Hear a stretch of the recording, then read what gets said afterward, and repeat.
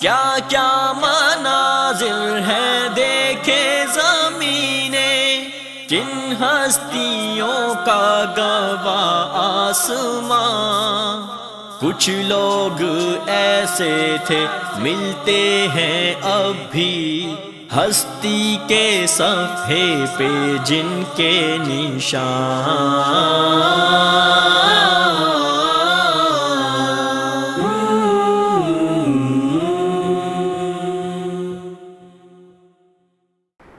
نحمده ونصلي على رسوله الكريم اما بعد فاعوذ بالله من الشيطان الرجيم بسم الله الرحمن الرحيم رب اشرح لي صدري ويسر لي امري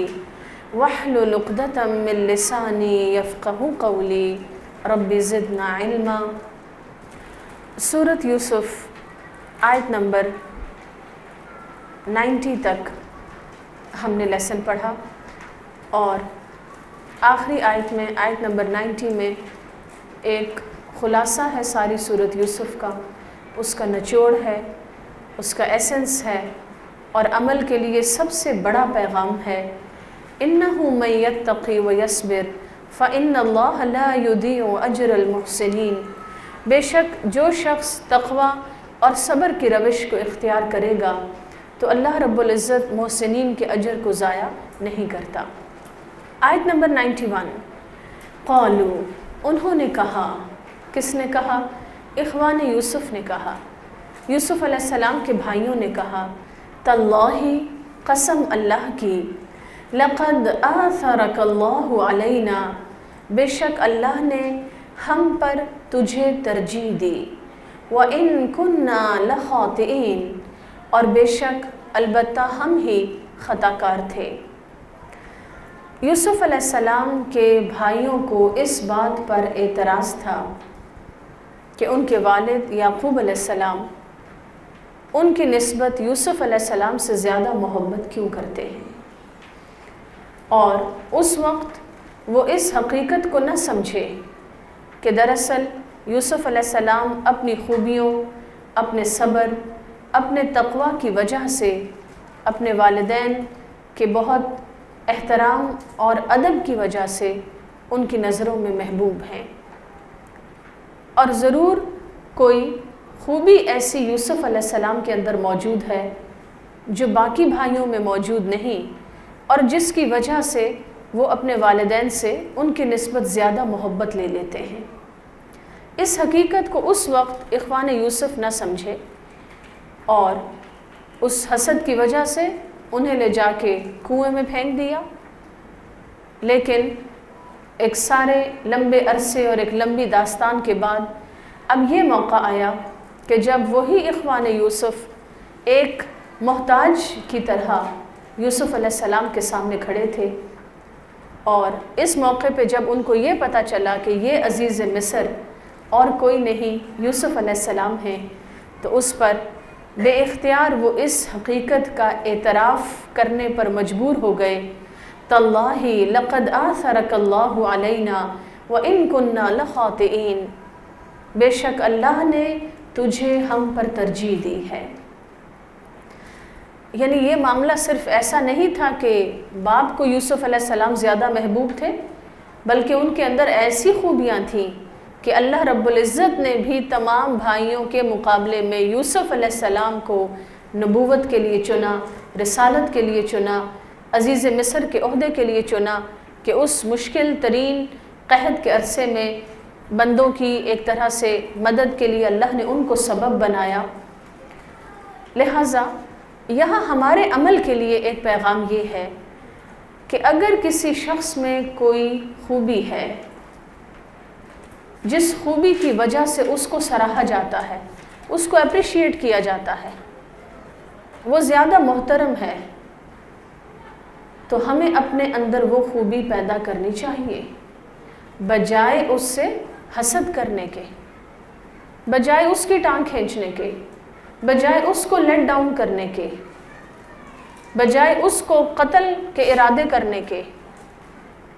بجائے یہ کہ ہم یہ فیصلہ کریں کہ اس کو سین سے ہٹا دیا جائے اور نہ یہ رہے نہ اس کی بات ہو، اور پھر ہم ہی نمایاں ہو جائیں اور ہم ہی افضل ہو جائیں؟ ہمیں اس کی جگہ کیا کرنا چاہیے؟ ہمیں وہ خوبیاں اپنے اندر پیدا کرنی چاہیے جو خوبیاں ایک شخص کو محترم بناتی ہیں۔ نمبر 2، دوسرا عمل کا پیغام، اگر کسی شخص کو اللہ رب العزت کی طرف سے ہم سے بڑھ کر کوئی نعمتیں حاصل ہوں، کوئی شخص زیادہ ذہین ہے، کوئی زیادہ لائق ہے، کسی کے پاس مال زیادہ ہے، کسی بھی اعتبار سے اگر کسی شخص کو اللہ رب العزت نے ہم سے زیادہ نوازا ہے تو ہمیں اس معاملے کو اللہ کا فیصلہ سمجھ کر قبول کرنا چاہیے۔ لَقَدْ آثَرَكَ اللَّهُ عَلَيْنَا، اللہ نے تجھے ہم پر ترجیح دی۔ ایسی خوبیاں پیدا کرنے کی ضرور کوشش کی جائے جن کی وجہ سے ہم بندوں کی نظر میں بھی اور اللہ رب العزت کی نظر میں بھی ایک بہتر انسان قرار پائیں۔ اور دوسری بات کہ جس کو جو فضیلت حاصل ہے وہ اللہ رب العزت کا فیصلہ ہے، وہ اللہ کا اذن ہے۔ جیسا کہ ایک بزرگ سے کسی نے پوچھا کہ آپ کا کیا حال ہے، آپ کیسے ہیں؟ تو وہ کہنے لگے کہ میں بہت ٹھیک ہوں اور بہت خوش ہوں۔ تو پوچھنے والے نے پوچھا کہ خوش کس بات پہ ہیں؟ کہنے لگے خوش اس بات پہ ہوں کہ یہ ساری کائنات، یہ سورج، چاند، ستارے، یہ ہوائیں، یہ بادل، یہ سب میری مرضی کے مطابق یہ نظام چل رہا ہے۔ تو وہ شخص بڑا حیران ہوا، اس نے کہا کہ یہ سب تو اللہ کی مرضی کے مطابق چل رہا ہے، آپ کی مرضی کے مطابق تو نہیں چل رہا۔ انہوں نے فرمایا جو میرے اللہ کی مرضی ہے وہی میری مرضی ہے، اس لیے میں ساری کائنات کے نظام پہ مطمئن ہوں، میں ہر چیز پر، ہر فیصلے پر مطمئن ہوں کہ یہ فیصلہ میرے رب کا فیصلہ ہے۔ حسد انسان کے اندر بے چینی پیدا کرتا ہے، منفی جذبات پیدا کرتا ہے، اور اس کے برعکس اللہ کے فیصلوں پر راضی ہونا، کسی بھی شخص کی خوبی کو یا اس کو حاصل ہونے والی کسی نعمت کو اللہ کا فیصلہ سمجھ کر قبول کرنا، یہ سوچ انسان کے اندر ایک ٹھہراؤ اور ایک سکون کی کیفیت پیدا کرتی ہے۔ لہٰذا اب یہاں ایک طویل عرصے کے بعد ظاہر ہے کہ اپنے عمر کے اعتبار سے بھی اخوان یوسف اب ایک کافی میچیور لیول پہ آ چکے تھے، اور تمام حالات اور واقعات سے اور آخر جو نتیجہ ان کے سامنے آیا اس سے وہ یہ اعتراف کرنے پر مجبور ہو گئے کہ اللہ نے تجھے ہم پر ترجیح دی، اور بے شک البتہ ہم ہی خطا کار تھے۔ اچھا، ایک اور عمل کی بات یہاں یہ ہے کہ جس انسان کی اچھی تربیت ہوئی ہو، پھر زندگی میں کبھی نہ کبھی، کہیں نہ کہیں وہ شخص ضرور اس تربیت کا اثر دکھاتا ہے۔ اگرچہ اخوان یوسف کو اپنی غلطی کا اعتراف کرنے میں بہت وقت لگا، بہت زمانہ انہوں نے لیا، لیکن اس کے باوجود جب ایسے موقع پر پہنچے تو انہوں نے اپنی غلطی کا اعتراف کر لیا۔ غلطی کا اعتراف کر لینے میں ہی انسان کی عظمت ہے، یہ انسان کی میچیورٹی کی نشانی ہے کہ جب موقع آئے تو انسان قبول کرے اس بات کو کہ واقعی مجھ سے خطا ہوئی، مجھ سے کوئی غلطی ہوئی، اور آخری دم تک اس بات پر ڈٹے رہنا اور اڑے رہنا کہ مجھ سے کوئی غلطی نہیں ہو سکتی، اور اگر کوئی غلطی ہے تو وہ کسی دوسرے میں ہی ہوگی، کوئی خرابی ہے تو دوسروں میں ہی ہوگی، اور اپنے آپ کو پرفیکٹ سمجھنا یہ ایک امیچیور سوچ ہے۔ قال، یوسف علیہ السلام نے فرمایا، لا تثریب علیکم اليوم، آج تم پر کوئی گرفت نہیں، کوئی الزام نہیں، یغفر اللہ لکم، اللہ تمہیں معاف کرے، وہو ارحم الراحمین، اور وہ سب سے زیادہ رحم کرنے والا ہے۔ یہ وہی الفاظ ہیں جو فتح مکہ کے موقع پر نبی اکرم صلی اللہ علیہ وسلم نے اہل مکہ کے لیے ادا کیے۔ وہ زمین جو حرم ہے، جو اس زمین پر، اس گلوب، اس ارتھ پر سب سے زیادہ محترم مقام ہے، وہاں اللہ کے نبی صلی اللہ علیہ وسلم پر زیادتی کرنے کو حلال سمجھ لیا گیا۔ مسلمانوں کو کس کس طرح ستایا گیا، کس کس طرح انہیں پریشان کیا گیا کہ آخر انہیں ہجرت پہ مجبور کر دیا گیا۔ لیکن 8 سال بعد ہی سن 8 ہجری میں جب مکہ فتح ہوا تو نبی اکرم صلی اللہ علیہ وسلم انہی لوگوں کے سامنے جب ایک فاتح کی حیثیت سے کھڑے تھے تو آپ کا انداز کیا تھا؟ فتح مکہ کے موقع پر جب آپ مکہ میں داخل ہو رہے تھے تو شکر کے اظہار کے طور پہ اور عاجزی کے اظہار کے طور پہ نبی اکرم صلی اللہ علیہ وسلم کا سر مبارک جھکا ہوا تھا۔ حتیٰ کہ کچھ روایات میں یہ ذکر بھی ہے کہ آپ کی پیشانی مبارک کجاوے کے ساتھ ٹکرا رہی تھی یا اونٹ کی کوہان کو ٹچ کر رہی تھی۔ مراد کیا ہے کہ بہت زیادہ آپ کا سر جھکا ہوا تھا۔ آپ کی زبان مبارک پر تکبیرات کے الفاظ تھے، اور تکبیر کا مطلب کیا ہے؟ اللہ کی بڑائی، یعنی اپنی بڑائی کے احساس کے ساتھ آپ مکہ میں داخل نہیں ہوئے، بلکہ اللہ رب العزت کی بڑائی کے اعلان کے ساتھ آپ مکہ میں داخل ہوئے۔ حالانکہ آپ فاتح کے طور پہ داخل ہو رہے تھے، لیکن اس کے باوجود آپ صلی اللہ علیہ وسلم نے اپنی شان میں نعرے نہیں لگائے اور اپنی بڑائی کا ذکر نہیں کیا، بلکہ اللہ اکبر کبیرہ کے الفاظ کے ساتھ آپ مکہ میں داخل ہوئے۔ اسی طرح آپ کا ایک فرمانبردار متقی انسان کا فاتح کے طور پہ داخل ہونا ایسا نہیں ہوتا جیسا کہ ایک جابر حکمران جب فاتح ہوتا ہے تو اس کا داخل ہونا ہو۔ آپ نے کوئی ظلم و ستم نہیں کیا، حتیٰ کہ ملامت تک نہیں کی، اور یہی الفاظ ادا کیے اور فرمایا لا تثریب علیکم الیوم یغفر اللہ لکم وہو ارحم الراحمین، آج تم پر کوئی گرفت نہیں، تمہاری کوئی پکڑ نہیں۔ یعنی مراد کیا ہے؟ فتح مکہ کے موقع پر نبی اکرم صلی اللہ علیہ وسلم نے عام معافی کا اعلان کیا۔ یہ انسان کی وسیع ظرفی کی علامت ہے، جب وہ بدلہ لینے پر قادر ہو وہ دشمن کو معاف کر دے، جب وہ کچھ بھی کرنے کی قدرت رکھتا ہو تو وہ اللہ رب العزت کا ایک عاجز اور متقی بندہ بن کر رہے۔ اور یوسف علیہ السلام بھی اس موقع پر ایک مکمل با اختیار اور با اقتدار انسان کی حیثیت میں تھے، لیکن اس کے باوجود انہوں نے اپنے بھائیوں کو کوئی لعنت ملامت نہیں کی اور ان کے لیے بھی گویا عام معافی کا اعلان کیا۔ اب آپ دیکھیے کہ یوسف علیہ السلام کا ٹائٹل کیا ہے کہ وہ محسن تھے، لہٰذا محسن کی صفات میں یہ چیز شامل کر لیجئے کہ انسان بدلہ لینے پر قادر ہو، اس کے باوجود درگزر کرے، اس کے باوجود معاف کر دے۔ ہم کیا کرتے ہیں کہ جہاں کوئی مجبور ہے، کوئی کمزور ہے، وہاں تو بڑھ چڑھ کے بولتے ہیں، اور جہاں ہم یہ سمجھتے ہیں کہ ہم کچھ کر نہیں سکتے یا ہمیں ہی نقصان نہ پہنچے تو وہاں ہم عاجز بن جاتے ہیں۔ اب دیکھیے کہ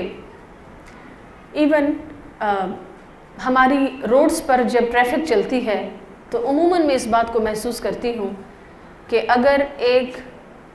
گاڑی چلانے والا یہ سمجھتا ہے کہ دوسری گاڑی اس کی گاڑی سے بڑی ہے تو شاید وہ فوراً اس کو راستہ دے دے گا، اور اس کے برعکس کسی پیدل چلتے کو یا کسی سائیکل سوار کو جس کو اپنے سے کمزور محسوس کیا جائے، اس کو شاید زور کا ہارن دے کے اور اس کو پریشرائز کر کے اپنی راہ نکالی جائے، اور جہاں یہ محسوس ہو کہ میں دوسرے سے لڑ نہیں سکتا وہاں عاجز بن جائے انسان۔ تو یہ معاملہ درست نہیں ہے۔ بندہ ہمیشہ اپنے آپ کو اللہ کے سامنے رکھے، کبھی فیصلہ کرتے ہوئے بندوں کو دیکھ کے فیصلہ نہ کرے کہ جو بندہ کمزور ہے اس کے سامنے میں شیر بن جاؤں اور جو بندہ طاقتور ہے اس کے سامنے انسان بھیگی بلی بن جائے، نہیں، بلکہ ہمیشہ اصولوں کی بنیاد پر فیصلہ کرے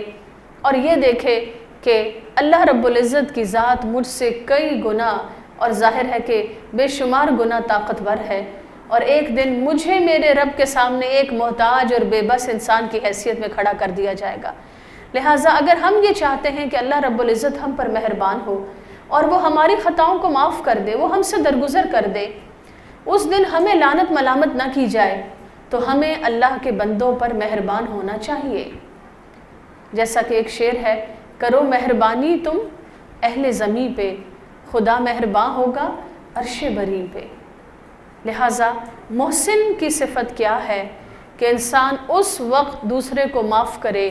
جب کہ وہ بدلہ لینے کی پوری پوری طاقت رکھتا ہو۔ اور پھر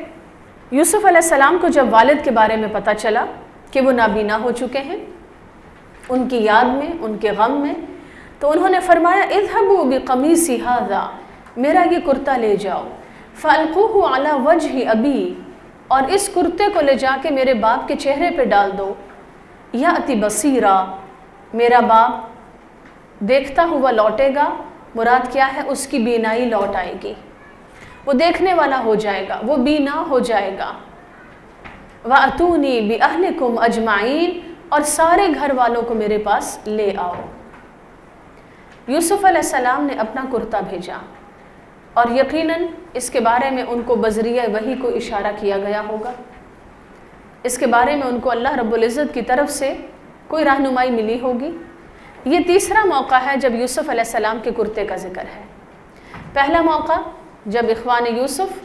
کرتا لے کر آئے اور باپ کو کیا کہا کہ بھیڑیا کھا گیا یوسف کو، اور کرتے پہ خون لگا کے لائے۔ اور دوسرا موقع جب کرتے کی گواہی پر یہ فیصلہ کیا گیا کہ زلیخا کا قصور ہے اور یوسف علیہ السلام بے قصور ہیں۔ اور یہ تیسرا موقع کہ جب یوسف علیہ السلام نے اپنا کرتا بھیجا اور کہا کہ میرے والد کے چہرے پہ اس کو ڈال دیں اور اللہ کی رحمت سے ان کی بینائی لوٹ آئے گی۔ وَأَتُونِي بِأَهْلِكُمْ أَجْمَعِينَ، اور اپنے تمام گھر والوں کو میرے پاس لے آؤ۔ وَلَمَّا فَصَلَتِ الْعِيرُ، اور جب قافلہ چلا، کہاں سے چلا؟ مصر سے چلا۔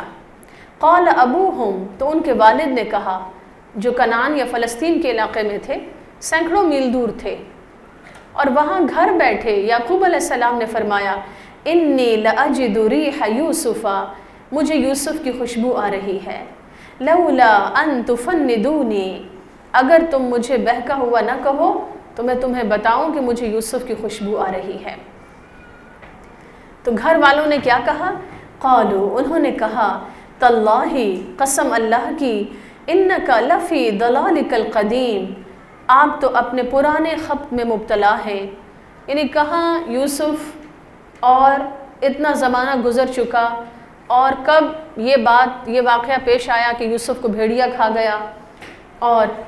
اس کی تو کوئی خیر خبر نہیں، اور آپ یہ کہتے ہیں کہ مجھے یوسف کی خوشبو آ رہی ہے، یعنی مجھے یوں محسوس ہو رہا ہے کہ یوسف آ رہا ہے،